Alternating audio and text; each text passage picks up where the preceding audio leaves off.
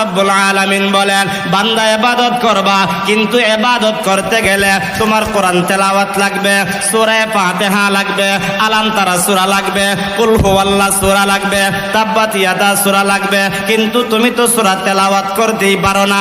কেমনে নামাজ পড়বা, কেমনে ইবাদত করবা, কেমনে আল্লাহর সঙ্গে কথা বলবা, কেমনে আল্লাহকে খুশি করবা?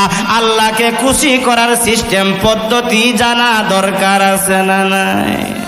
আর একটু জোরে কই।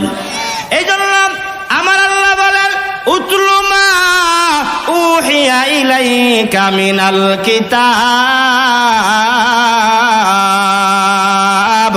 ওগো নবীজি, আপনার কাছে ওহীর মাধ্যমে যেই কিতাব তথা কোরআনুল কারীম নাজিল করেছি, সেই কিতাব আপনি তেলাওয়াত করেন।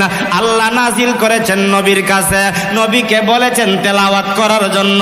আল্লাহ যদি নবীকে বলতে পারেন তেলাওয়াত করার জন্য, আমাদেরকেও তেলাওয়াত করা দরকার আছে না নাই?